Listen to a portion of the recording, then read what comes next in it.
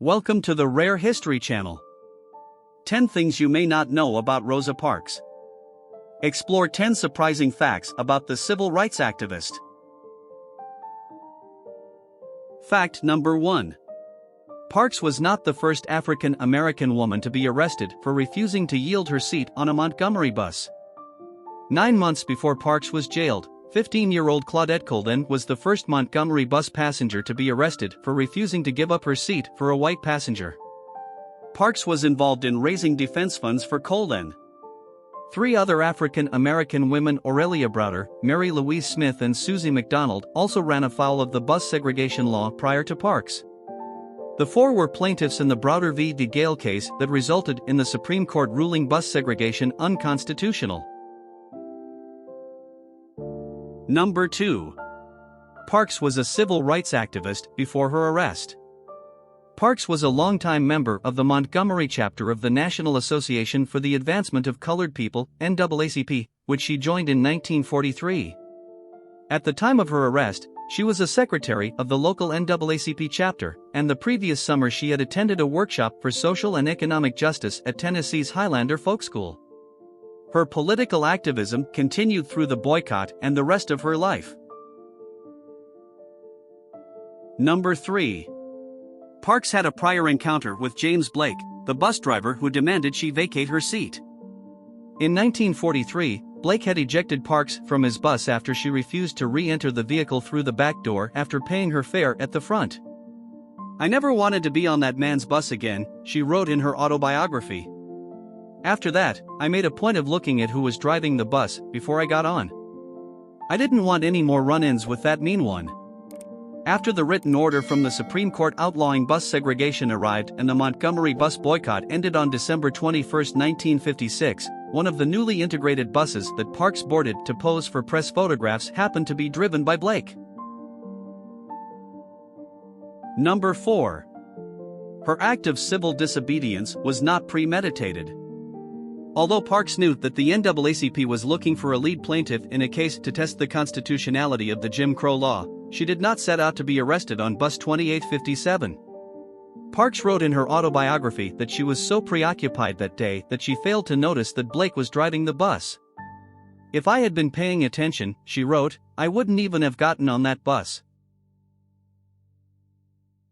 Number 5. Parks was not sitting in a whites-only section. Parks was sitting in the front row of a middle section of the bus open to African Americans if seats were vacant. After the whites-only section filled on subsequent stops and a white man was left standing, the driver demanded that Parks and 3 others in the row leave their seats.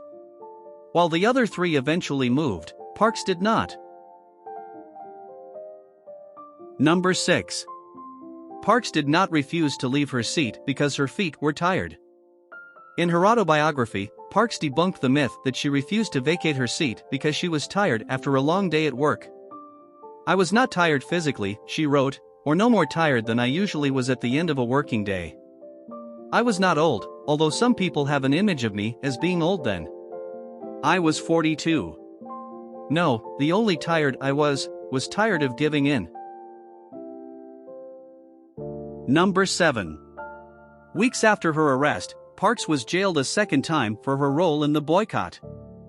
Parks was on the executive board of directors of the group organizing the Montgomery bus boycott, and she worked for a short time as a dispatcher, arranging carpool rides for boycotters.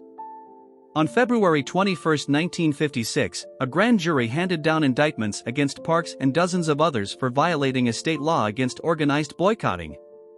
She and 114 others were arrested, and the New York Times ran a front-page photograph of Parks being fingerprinted by police.